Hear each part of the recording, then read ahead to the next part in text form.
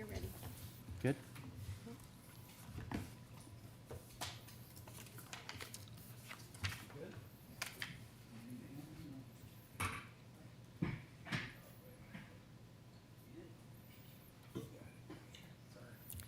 I'd like to call to order the City of North Ridgeville Planning Commission meeting for March 10th, 2026. Madam Secretary, please call roll. Members of the board, Ali. Present. Toth. Here. Schuman. Here. Winkle. Here. Smolik. Here. Members of the administration, Assistant Law Director Morgan. Here. Planning and Development Director Lieber. Here. City Engineer Evanson. Here. At this time, everyone stand for the Pledge of Allegiance. I pledge allegiance to the flag of the United States of America and to the republic for which it stands, one nation, under God, indivisible, with liberty and justice for all.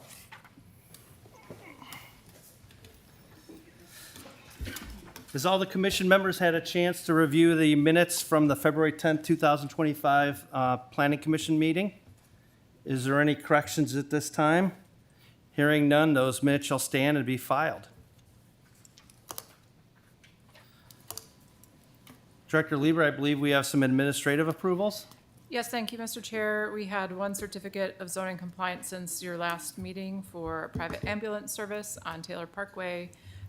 We also administratively approved a facade update to Mills Creek Commons, I guess commonly understood as the Ninos Plaza. So they are making some improvements to the second floor to be able to add windows and add some additional tenants to the second floor. So we'll start seeing some additional new businesses there.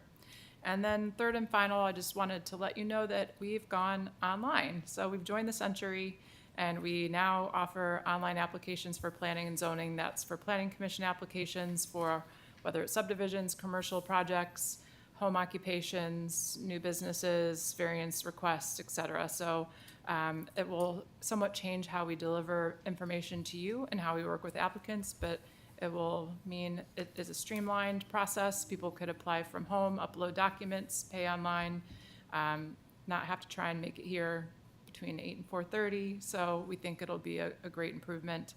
We'll be rolling out online permits later this year. Thanks.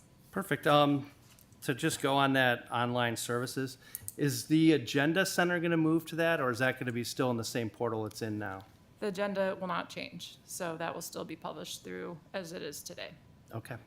And then is building and other stuff going to that new online portal too? We began contractor registration online in December. Planning and zoning was the next one. That was last week.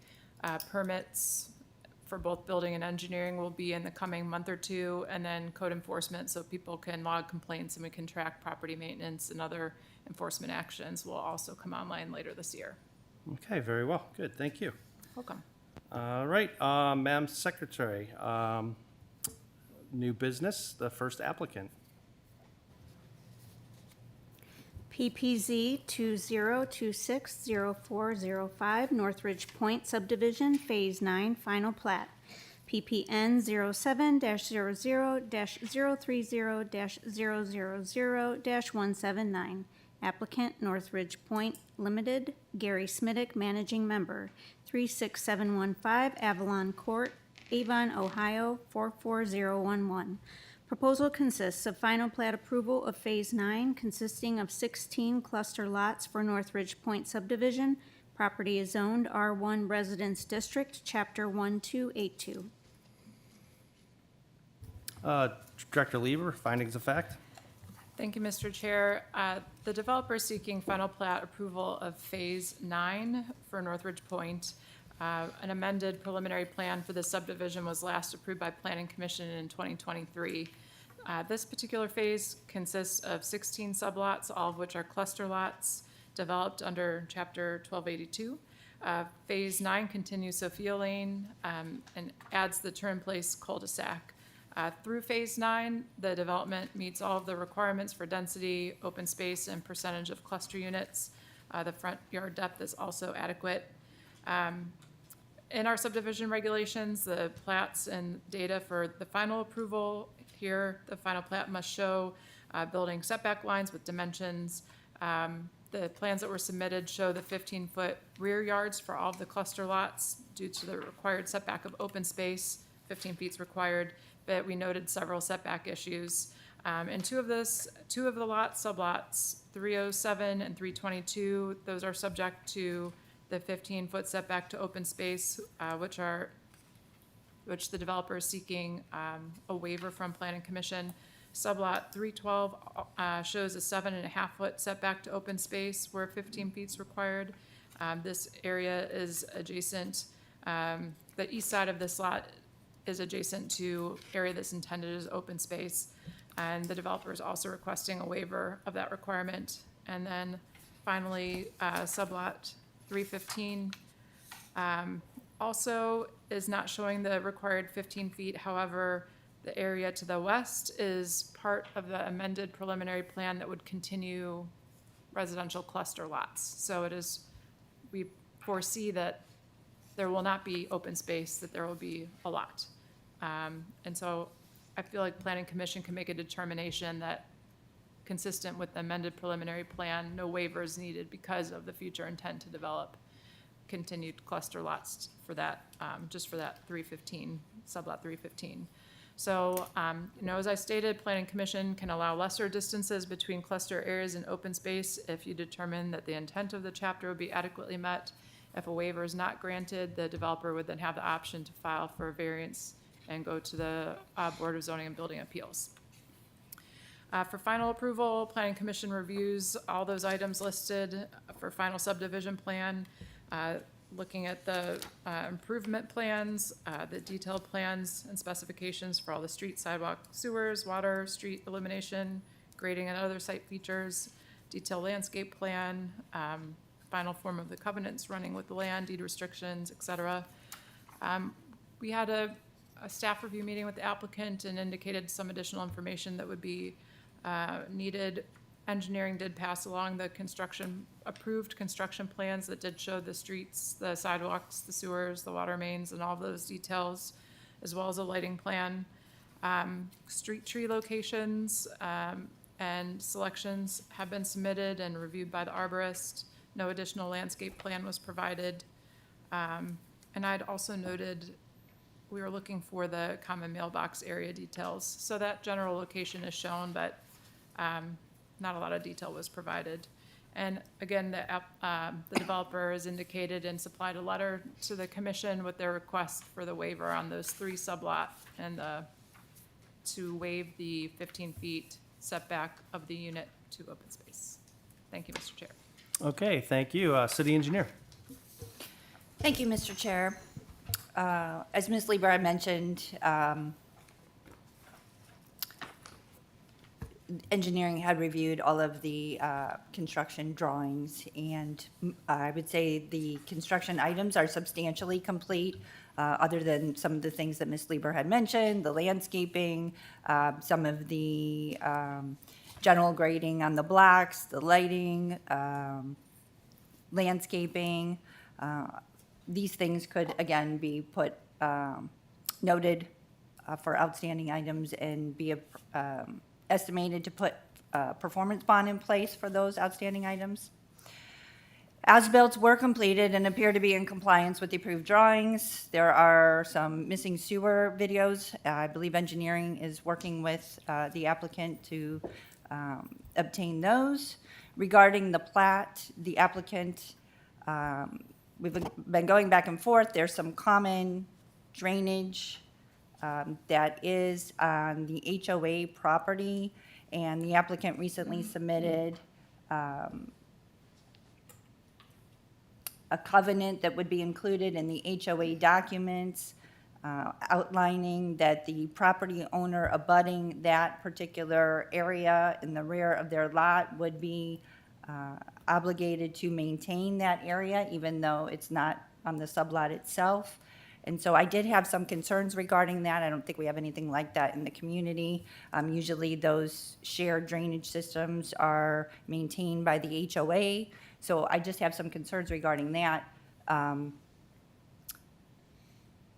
For instance, if a fence was built on that sublot, would they have to put a gate in so that they could mow, so they could get behind their property to maintain that 20 feet that resides on the HOA property.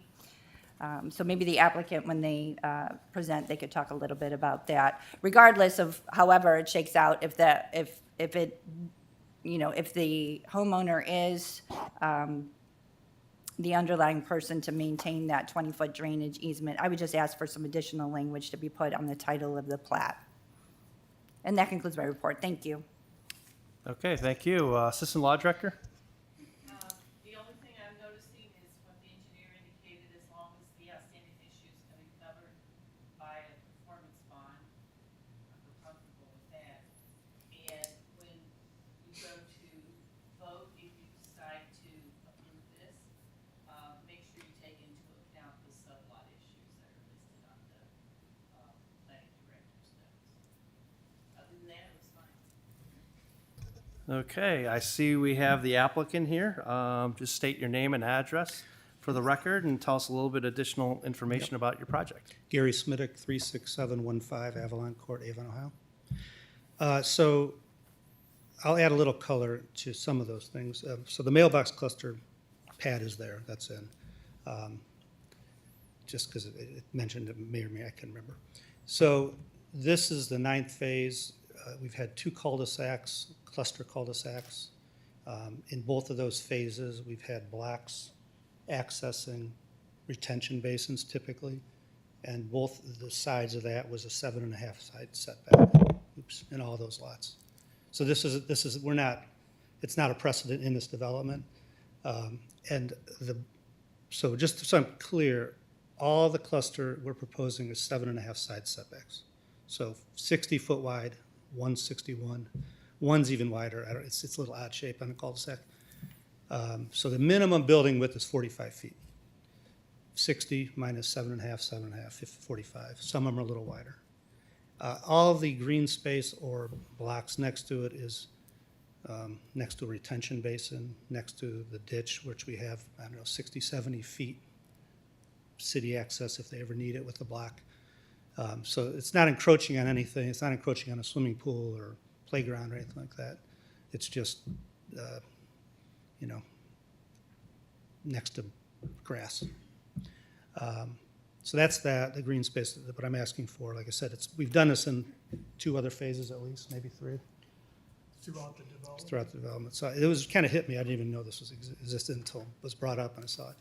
I'm trying to think if there's anything else. Oh, responding to the issue of maintaining the back of the property.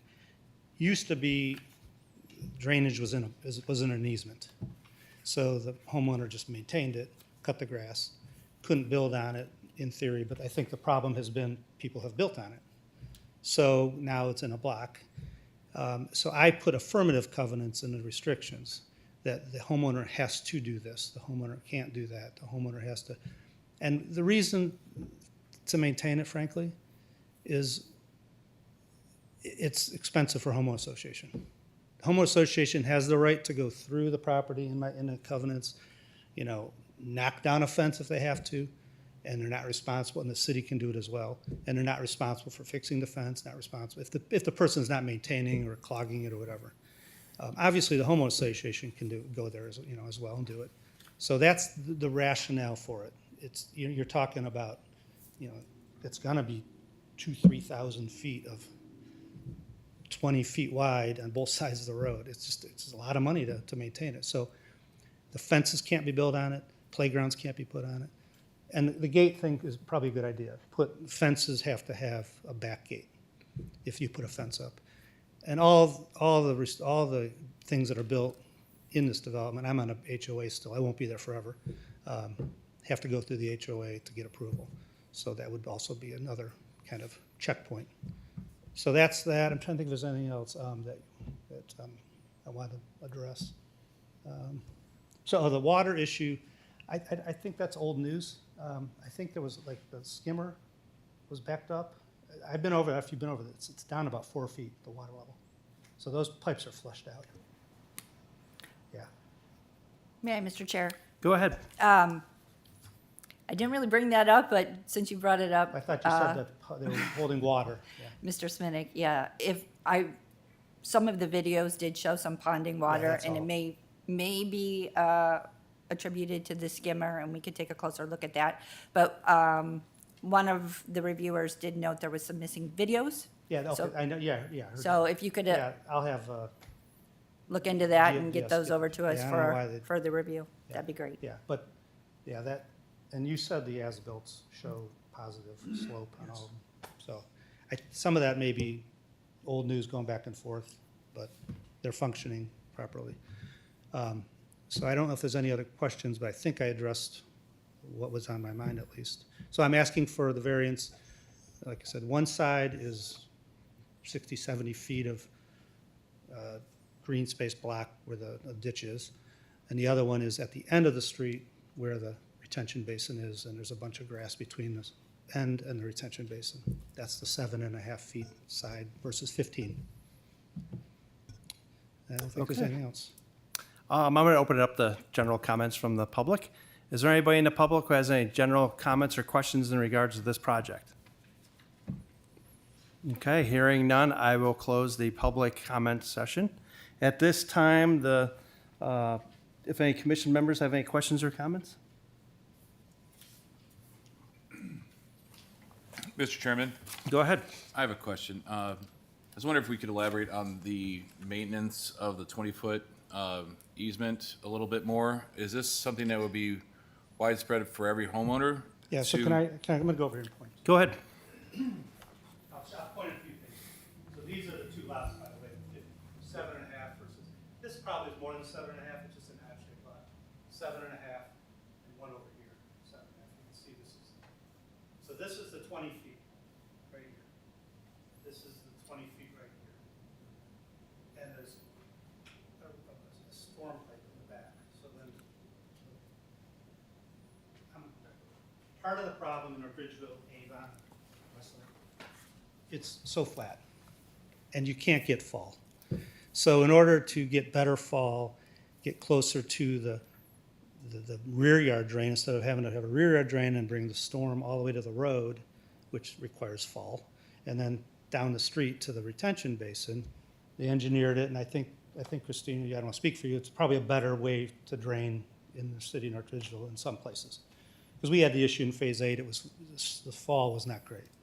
So the storm is in that 20 feet, and each lot goes to the back, and the rear yard drain is there. And it just goes down. So there's no rear yard drain going to the front, and it's in the back. And that will be maintained, specifically in the restrictions, it says, if you have 20 feet. If you have 40 feet, 50 feet, you're not responsible for that. That's retention basin. But if you have 20 feet behind you, you have to maintain it, because that is the rear yard drain. You have to cut it. Can't build a fence, can't put a swing set on there, can't plant trees. I think I said you could put some bushes if you want, some small flowering stuff, or whatever, but no trees, no swing sets, no fences, no sheds, and you have to cut it. And then the HOA and the city both have ability to go back there if you don't maintain it. And if they need to go through the property, they shouldn't need to go through the property, you can just go down the street, down that property line 20 feet. Gary, But if you had do to. you think he wants to know that it would be the abutting homeowner's responsibility to cut the grass over that easement? That's what I'm saying, that's what, Okay. yeah, so they have to cut the grass. And as opposed to having the HOA have to get, people in there as they cut and go all the way down, it's gonna be a couple thousand feet by the next phase.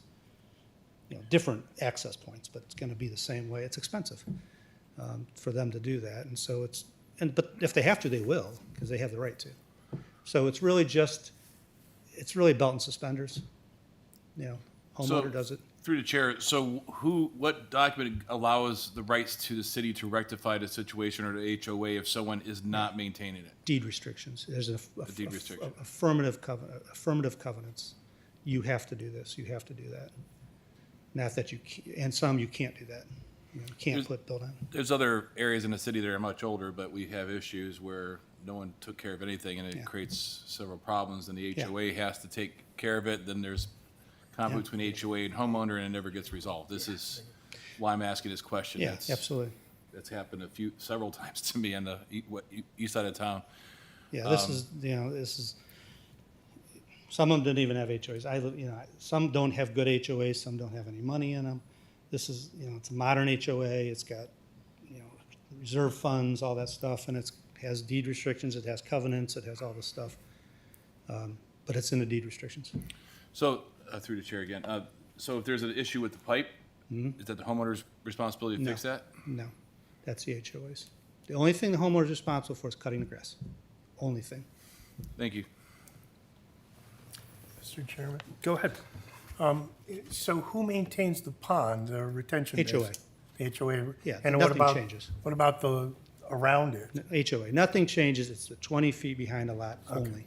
So if you have a house back up to a pond, which will be in the future, they won't have to maintain anything because there won't be that block. The block will be the whole pond area.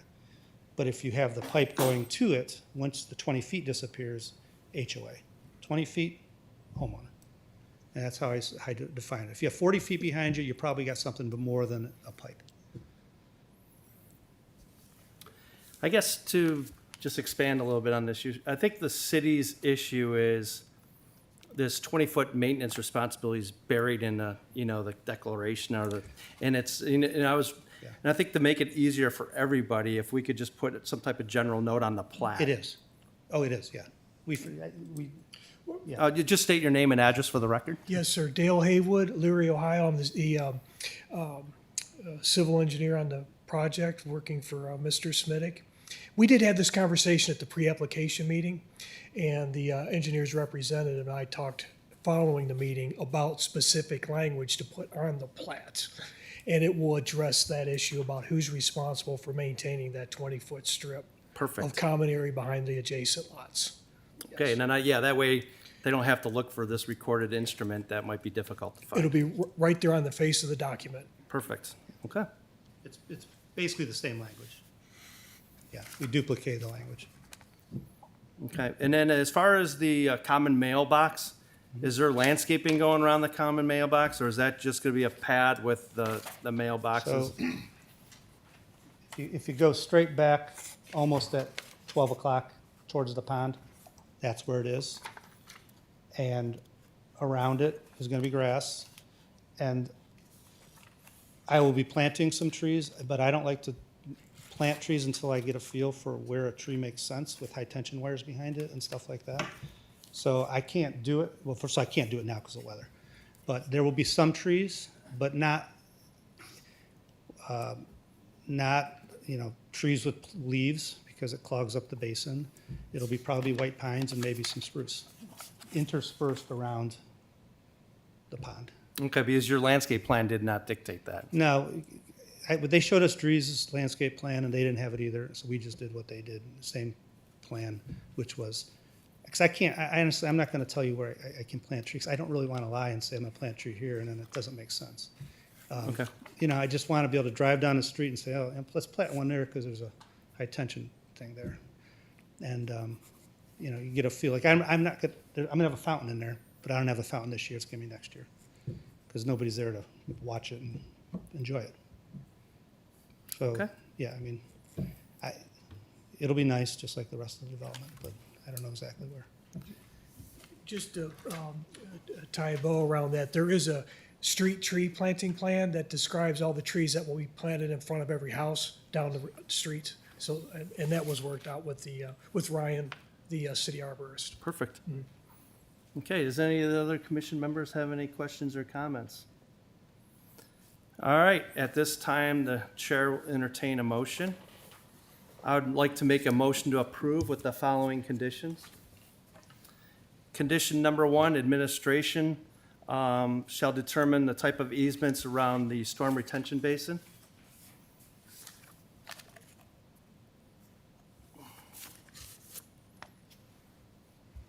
Condition number 2, that the 20-foot drainage easement is spelled out on the plat for maintenance purposes.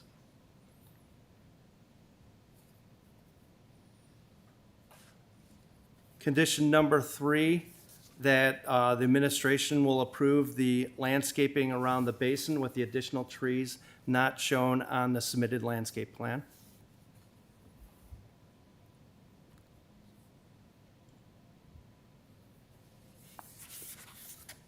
And then condition number 4, a performance bond shall be issued in the amount determined by the engineer of unfinished work. Is there any discussion on those motions?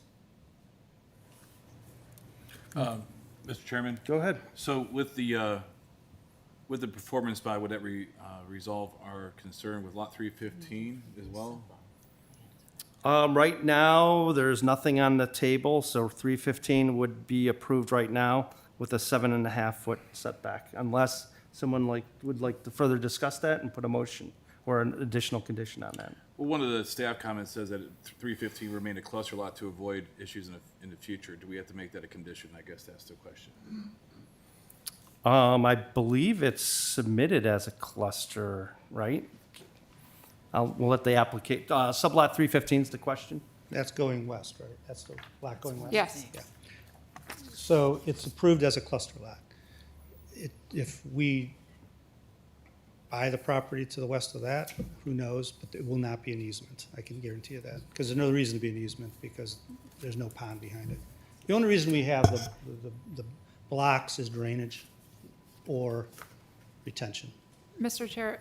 Go I ahead. could- I could illuminate that. So sublot 315 will border and share a boundary with a future cluster lot to the west, once the rest of, I don't know if it'll be phase 10 is built. So it's contiguous to other property you've already approved in the amended preliminary plan that shows the neighboring lot's a cluster lot, but this phase had to end somewhere. So right now it's ending in open space, even though it's planned for future clusters. So I don't see that waiver is really being needed, because the intent is to have a house built right next door.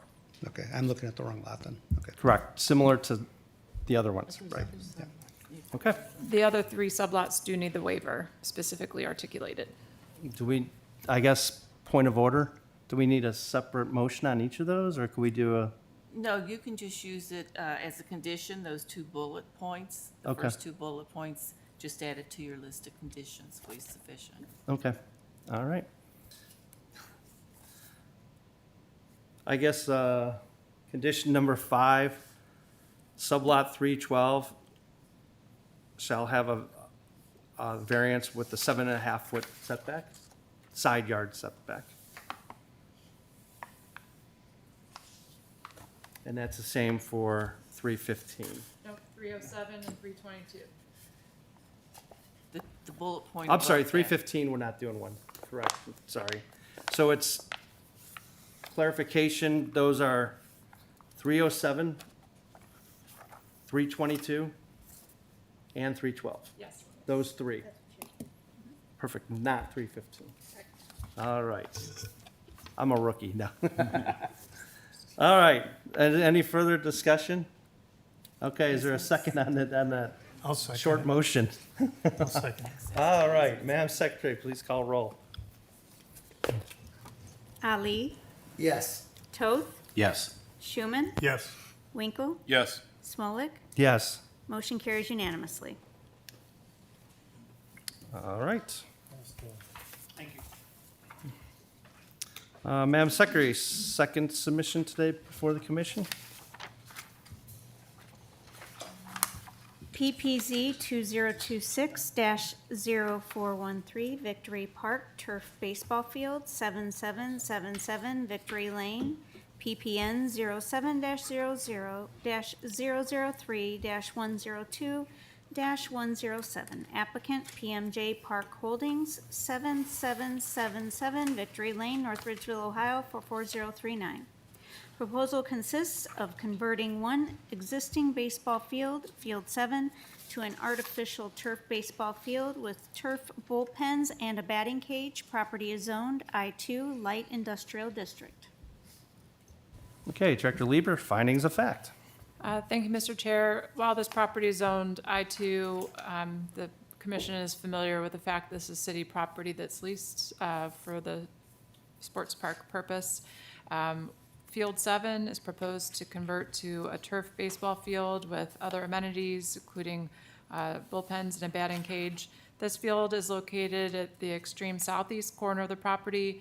Other fields, part of the sports complex, are located to the west and north. The railroad tracks are to the south, and the lake of the neighboring property owners to the east.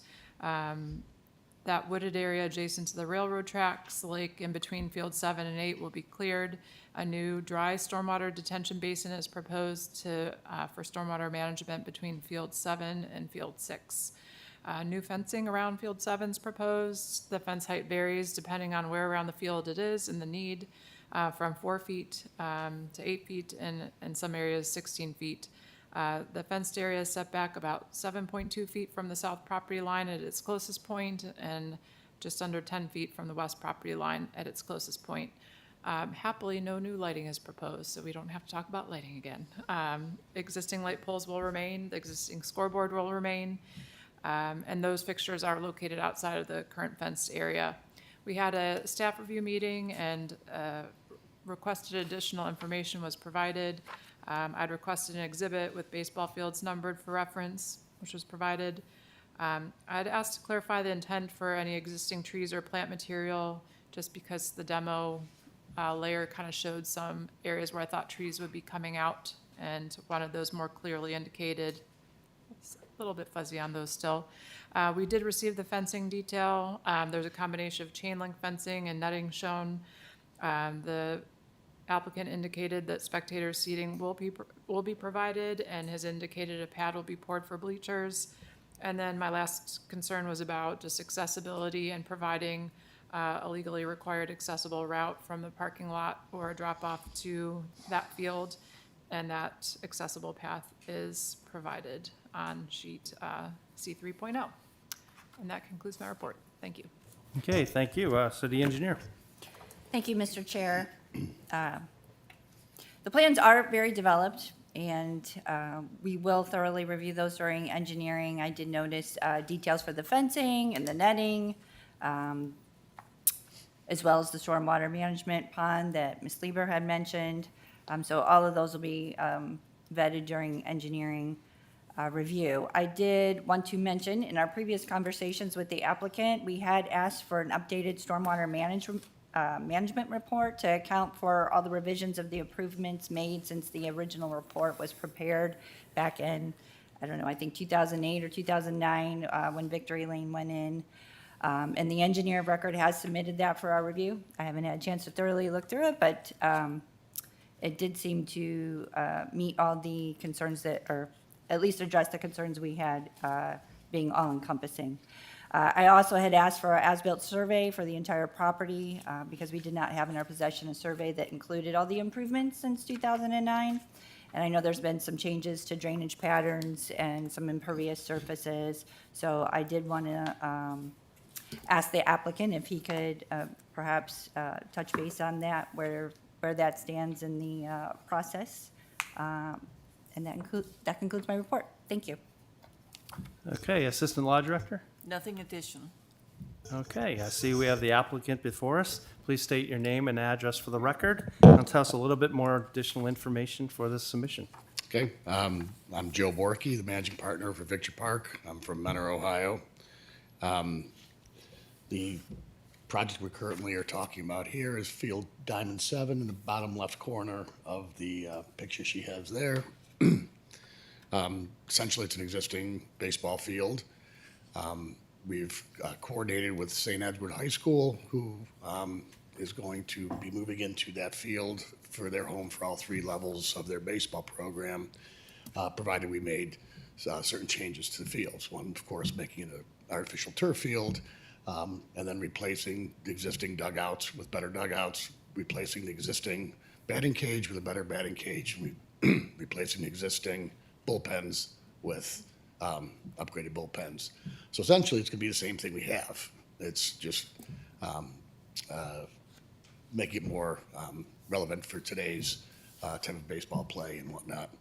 Some of the things that Madam Christina asked for as well, we're doing the best we can to come up with. We didn't own the park until 2011, so we don't know, what all went in 2007 when they started up through 2010. So as we come across things, we're trying to put that together. We have Bram Hall Engineering with us. They are doing the best they can to continue to put together updates as we take on these other projects to get to the bottom of some of the other things that were done originally. Because again, we don't know. whatever's on plan, on file with the city, we assume is what it was. And if they come across something different, we're making note of that. We have made some changes along the way, which they are updating and providing as-built for that, for the structures that we have or other projects we have embarked on since we've been at the property. Outside of that, the access is already there from the lot all the way down to the field. That remains the same. The actual diamond will probably be almost 20 to 30 feet closer to the actual path than it actually is right now, so it'll be an improvement on that. As far as storm and drain and all that, I'd let Bram Hall speak on that. The one thing I will mention, though, is currently that entire side of the lake, side of the park, all those fields drain into the lake. Currently, we're actually changing this one so it doesn't drain into the lake. So we're trying to help out in that particular regard. So. Yep, Aaron Appel, Bramhall Engineering, Avon, Ohio. So as Mr. Borky indicated, for baseball field 7, that currently either drains to the railroad, portion of it drains to the railroad, portion of it drains to Lake Bella to the east of us, and a portion of it remains on site, goes to the city's retention basin. We're collecting all that water with the new field, keeping it on site, so nothing will drain to Lake Bella. Virtually nothing will drain from the field to the railroad tracks either. So we're installing a brand new stormwater management basin just west of the baseball field. So that kind of helps with the current capacity of the stormwater management system that's out there right now. We're creating all new requirements that'll take care of that field or in accordance with the city's codified ordinances for stormwater. Okay, thank you. Do you guys have any more additional information for us on this application? As far as to elaborate on the as-built a little bit, we're working with a sewer cleaning contractor to video inspect and jet the storm sewers out there.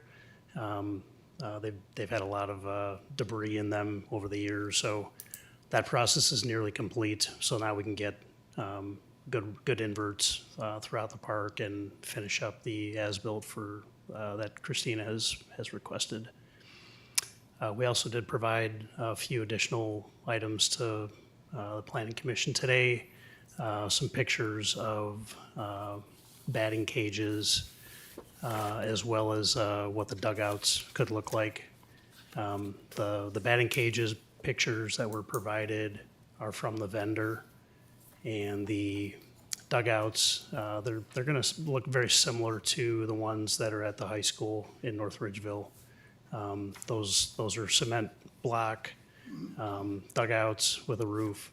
There is an option for a chain link dugout with a roof also included in there, but want to give you an idea what that would look like. Okay, thank you. Is there any members of the audience that has some questions or concerns about this project? Okay, hearing none, the public comment session is closed.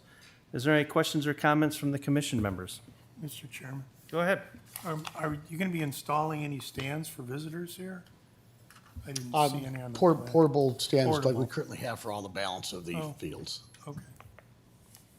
Yeah, not big grandstands or anything like that. You'll see it, yeah. It's a normal rolling 3 to 5 row, 21-foot wide, aluminum.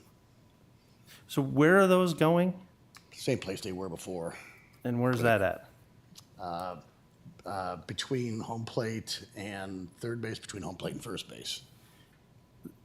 Is there a walkway, or are they walking in grass, or what's They, going? they come from the outside. Would you like me to go point? Yeah, if you, maybe go to the other sheet. Walkway comes up the field here, and currently, there's, here. You walk right up to the back, and then you come around the front. The stands are outside the fence of the field. So is it a paved walkway, an aggregate walkway? Mr. Chair, if you look at sheet 3.0, you'll see it. The new access path from the existing asphalt and a proposed concrete bleacher pad labeled on the updated sheet C 3.0. Yeah, but I'm only seeing it behind home plate. Well, that appears to be where they're putting it. So I guess that's where I'm confused.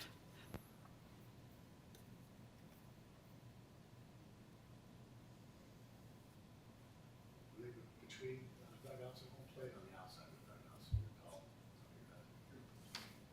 Yeah, so they may be in here and in here. Okay, so they do have an accessible walkway to them?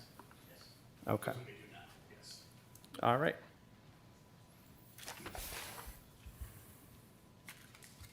I guess I have a quick question in regard to stormwater management. Was the sub-drainage, like the aggregate and all the underdrain, was that considered in the stormwater calcs? Or you're just that was negligible, and all the stormwater volume is going to be in the basin itself? Volume-wise, it's in the basin itself. Okay.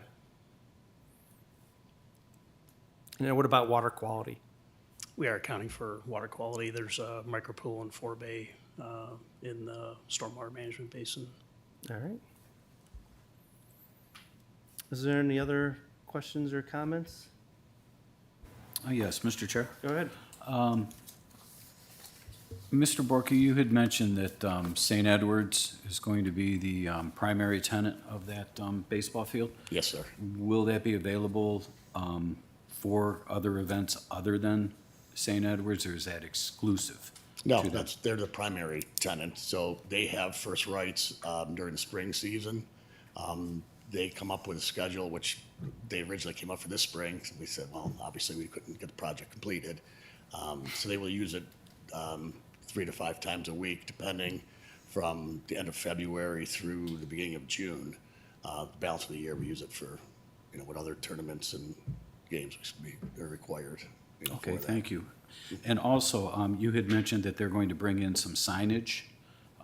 What are you anticipating that to look like? So typically on the outfield fences, you'll see windscreen and such. It'll be logoed St. Ed's, likely on there. And my guess is they'll have a sign near home plate on the walkway as you come up, says Home of St. Ed's Baseball. But they haven't been specific yet. Obviously, we have the ability to say yes or no to whatever they have. It's nothing to be 40 foot in the air or anything like that. Okay, but, so you're saying that it'll mostly be local to that field? It won't Yes. be, okay, out at the road or No. anything, nothing like that at all? No, Okay. not that they haven't brought up anything, and we haven't approved anything, so nothing has been any discussed, but there's been no discussions of that. Okay, okay. Also, the tree removal around the lake there, apparently we had received a message, or a letter here from Lake Bella Investments, the owners of that adjacent property there in the lake. And they brought up some concerns regarding bank erosion and encroachment issues. And I'm wondering if you have any comments on that tree removal there. I went over and looked at it. I didn't really see what I would consider woods. I saw mostly just a lot of ground. And I appreciate you have on each of our projects, you've come out and surveyed the premise. I really appreciate that. So I'm glad that you're familiar with it. So where the existing fences are in left field up against the lake, that's where the new fence is going to be. So you're really not going? No, we're not going any further that way. Okay, okay. And then what about towards the tracks and then, The tracks will be essentially, I think those are pretty much the same too. It's just in center field, the center field piece.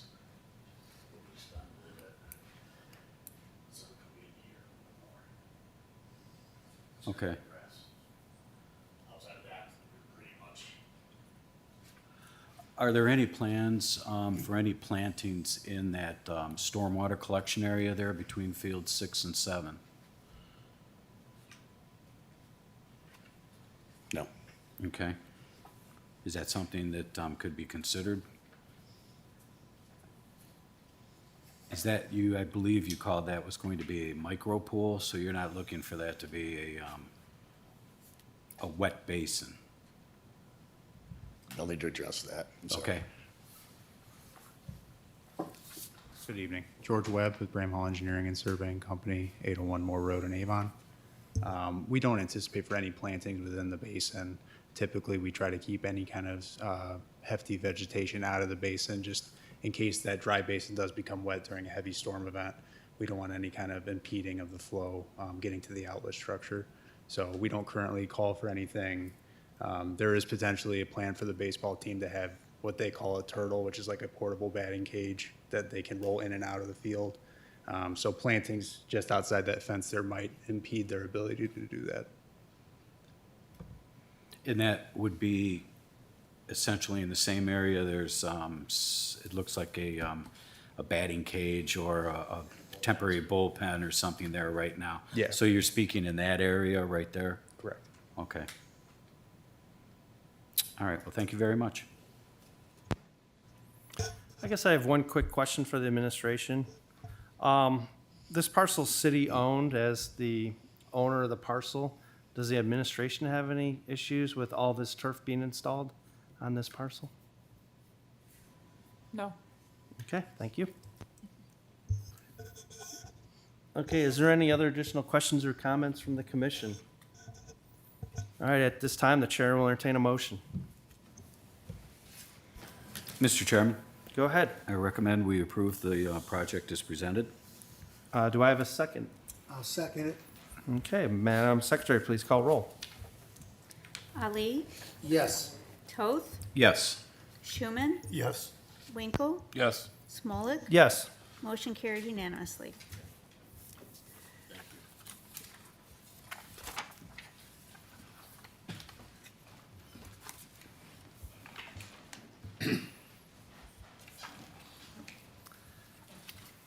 All right, Madam Secretary, please read the last application for tonight.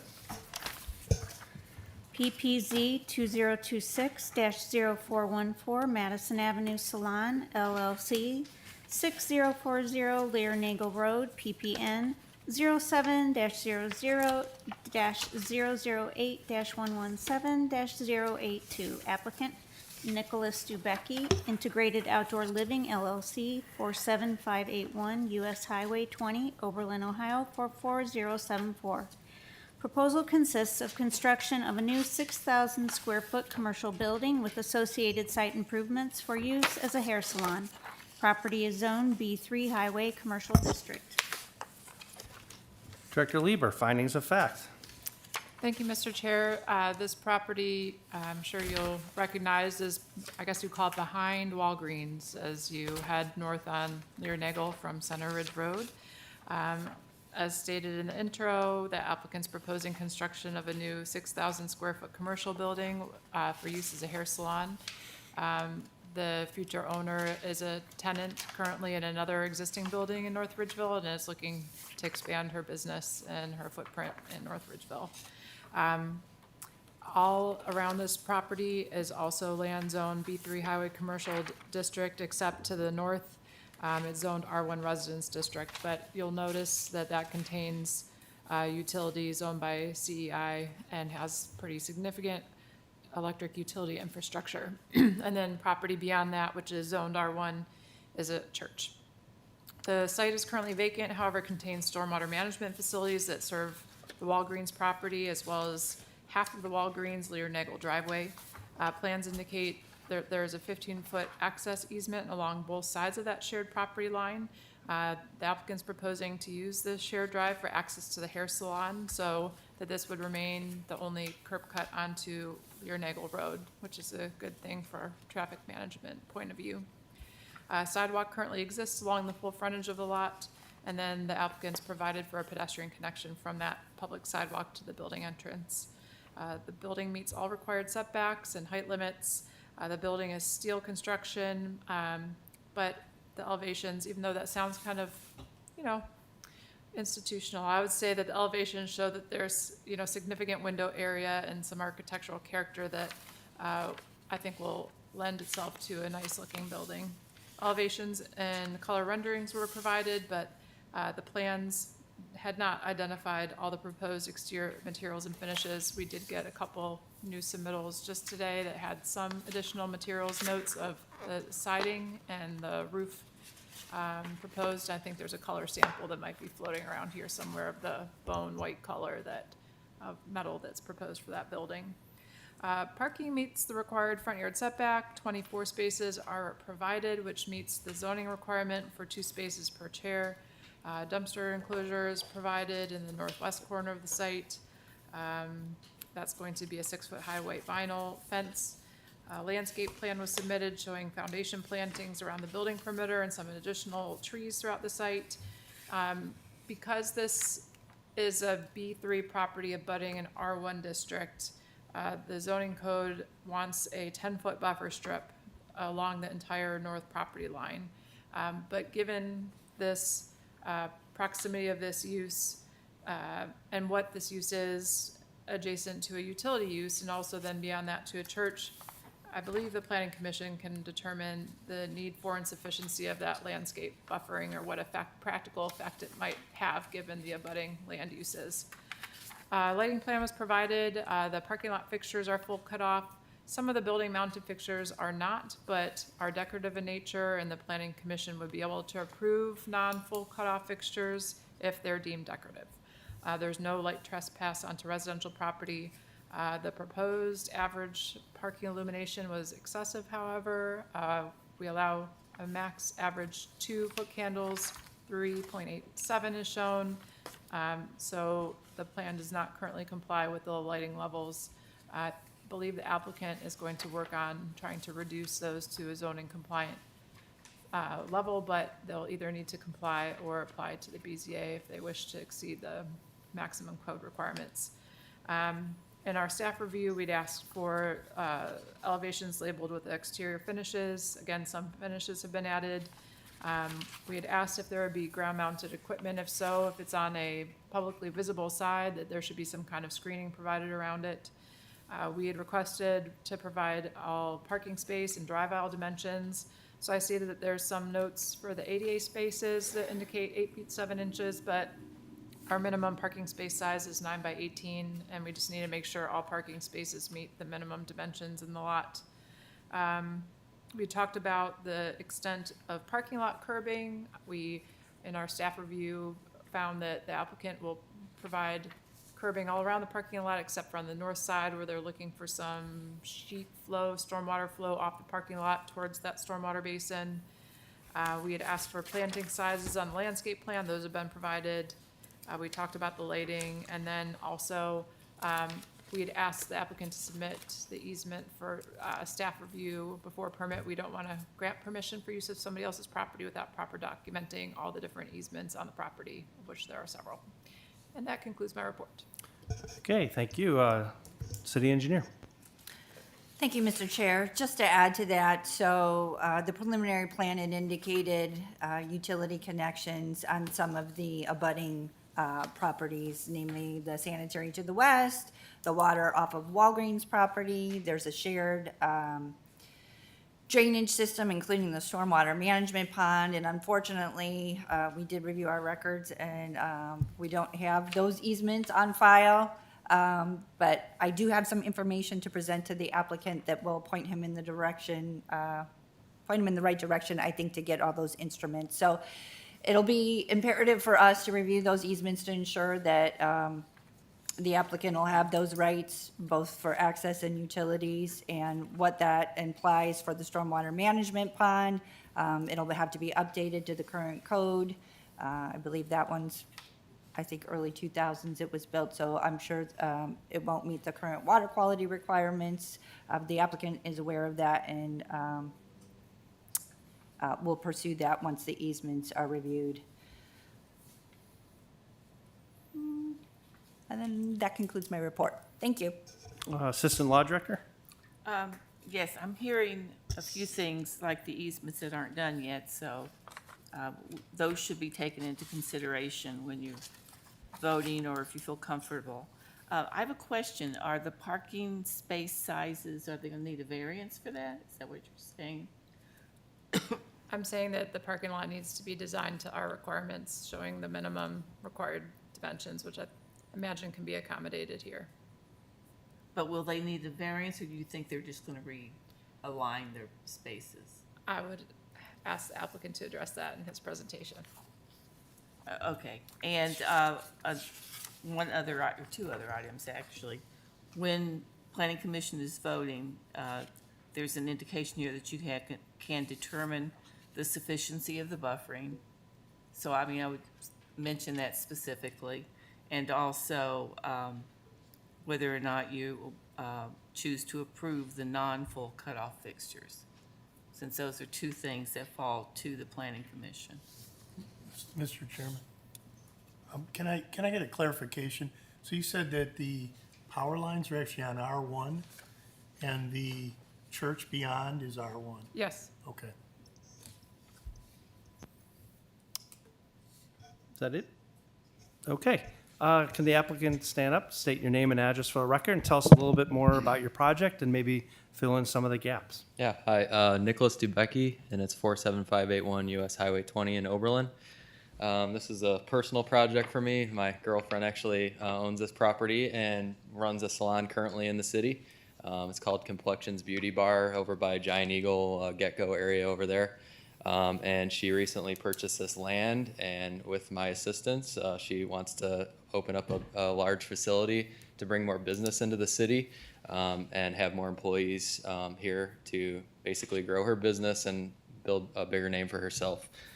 So we've designed this property to be very visually pleasing. I know that's a very busy intersection there, and I tried to design it to take that into consideration as well. So she actually owns half of that current shared entryway with Walgreens off of Learnagle Road.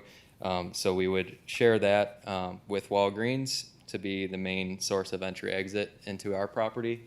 And then I am in contact with Walgreens corporate. It's owned by some kind of a national investment company, and I have to deal with their lawyers to make sure that they're on the same page with all of these different things as far as easements and the stormwater drainage and things like that. And they're actually working really well with me about everything and are actually excited to have a neighbor. So I'm working on getting all that information over to engineering and to the city to be able to have that all in writing, and that way we can have everything agreed upon as far as maintaining that basin as well. That's one of the biggest things that I was worried about, was making sure that we're in agreement, because we're going to be putting our stormwater into there, but also they're already utilizing that. So I want to make sure that maintaining it is a shared cost between the both of us as well. As far as the actual design of the building goes, like the ladies have mentioned over here, red steel construction, steel roof, and steel siding. I'd like to use a lot of windows. She wants a lot of natural light inside the building. So the majority of the long sides of this building and the front facing side of the building are going to be a lot of windows to allow that natural light in. And then I have some nice little pergola structures in some of the 3D renderings that you can see, just to kind of make it look elegant. When people are walking through that front entryway, we can have some nice features there, like a little paver entryway, some little arbors over top of those tall windows to kind of accentuate that front of the building. And then as far as the landscape plan goes, I tried to put some perennial color in there for all seasons, as well as some hardy plant material that will have some green color throughout the entire year, including wintertime. And I did some nice deciduous trees around the property to have some vertical height as well. To address the lighting situation, I was not able to get that new photometric plan from our engineer, but what I did tell him to do, I have currently double-sided fixtures for the parking lot lights, and I just had him switch them over to single fixtures, which will get us well below that, that margin for the lighting. And then I think that's about it. Oh yeah, parking space dimensions. So I just did a quick measurement earlier, but I will make sure that those are 9 foot wide. Where it fell was like right in between the lines. So I wanted to clarify that with you guys too. How do you measure those? Is it from middle of line to middle of line? Okay, so it will be within a couple inches, so I just have to edit and move it around a little bit in there, but it will meet those requirements. Okay. Does the audience have any general questions or comments? All right, this time I'll close public comment session. Any commission members have any questions or comments? Mr. Chairman, Go ahead. in regard to this buffering, seeing how there's nothing behind there but high tension lines in that church, I don't think we should require any kind of buffering. It doesn't really make a lot of sense to me. Just a comment. Mr. Chairman, Go ahead. I agree. I've lived right around the corner from this property for 26 years. There's nothing up there that matters to the north of there. I mean, obviously utility lines matter, but to aesthetically to any neighboring neighbor or anything. So I agree. Thank you. Okay. I guess I have a comment. It appears, the parking lot layout needs some work. Okay. Your photometrics was submitted, doesn't meet code. It seems to me like you're a little premature coming before the commission today. I think some of these plans need to be developed a little bit better, so that way we know that you're in compliance with city code. From my point of view, there's just a lot of open-ended issues. The 3D rendering's nice. The elevations are a mess. They don't really tell me anything. They need some work showing what the materials are a little bit more. So yeah, I think it's a great project. I'm in favor of it. I just don't think that the package presented here tonight is enough information for me, for a positive vote. Okay, does anybody have any other questions or comments? Yes, Mr. Chairman. I would like to touch on a note that was in here regarding some external ductwork on the west side of the building. Could you elaborate on what you're looking at there, sir? Yeah, so originally we decided that we were gonna do like a split system for ventilation, so we'd have an air handler outside and have exposed ductwork coming out. But after we met with like the preliminary meeting, we decided we're just going to do a regular AC unit outside and the air handler would be in the mezzanine above. So there wouldn't be anything visible outside other than just a normal line set for an air conditioning unit. Okay, and then that would be, you would screen that with Just some the- landscaping. Yeah, the burning bushes that I presented for there would be plenty of screening for that. Okay. Another comment I have I'm sort of agreeing with the chairman here about the parking area, but what had concerned me is that your shared access with Walmart. Currently, that is ingress and egress, okay? And now, when you turn in, could you go back one? Right there. How far is that first curb cut from the actual turn in off of Lear-Nagel past the sidewalk? It looked to me like it was pretty tight. It should be about, I'd Maybe say 15. 40 feet, something like that. 40 feet? Yeah, maybe 50 at the most. Well, each one of those spots is 9 feet wide, so 9 times 4 plus that triangle area plus the setback there between the sidewalk. So it's a decent amount of space there.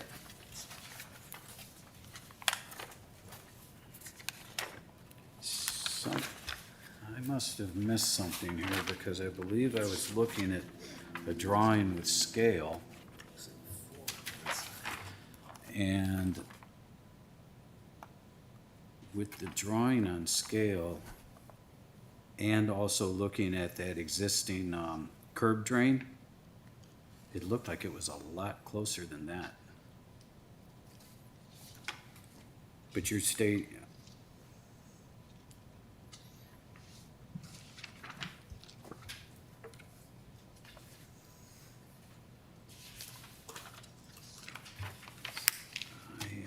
do you have this drawing up there? Yes. Do you have this, is this drawing, is C3 up there? Mr. Chair, I guess I would point out that there's a site layout shown, like with the grading plan, for example, but it doesn't quite match up to the landscape plan in terms of like island end cap, and the parking is not striped in on the civil drawing, so there's some inconsistencies, and there's not a lot of dimensions to lean on here. Yes, I'm just concerned about that cut there, that if a vehicle is entering and then immediately stops to turn right into your property, when you also have that traffic that is coming down that, that shared access that is heading over to Walmart's drive-through window, Walgreens, excuse me, that could be a potential conflict point there if that is in fact too close to that sidewalk. I'd hope engineering takes a good look at that one there. Thank you. Thanks. Is there any other questions or comments? I guess at this time, the chair will entertain a motion. Mr. Chairman, Go ahead. do we have the option to move the table this to get to another meeting so we can gather more information from the client, applicant? Mr. Chairman, if what you need is more information, if that's a consensus or several people, rather than, we're delighted to have a business that's growing, a brand-new building, it's a great project, but a little more information sounds like is needed. If the applicant would want to take the application and come back next month, just table it for a month. That would be, If a month is sufficient. that would be fine, yeah, if that would solve a lot of the questions, I'd be happy to do that. I prefer to Yeah. see tabling, Mr. Chairman, than a no, because I like this project too. We have an existing business moving to another place. I think it's just gotta fine tune some things and get some dimensions and facts, and I think that I'd like to see it tabled personally before a no. I think that's extremely smart. So do we have to move to do that? So I guess my question to the applicant, do you wish to table your application tonight? Yes. Okay, so Madam Secretary, no need for a motion tonight. All right, Thank you. Good seeing you. nice seeing you, but like I said, it's a good project, just needs to be fine-tuned. Okay, We've done this before. Thank you. yeah, thank you. Is there any other business brought before the Planning Commission tonight? Hearing none, Planning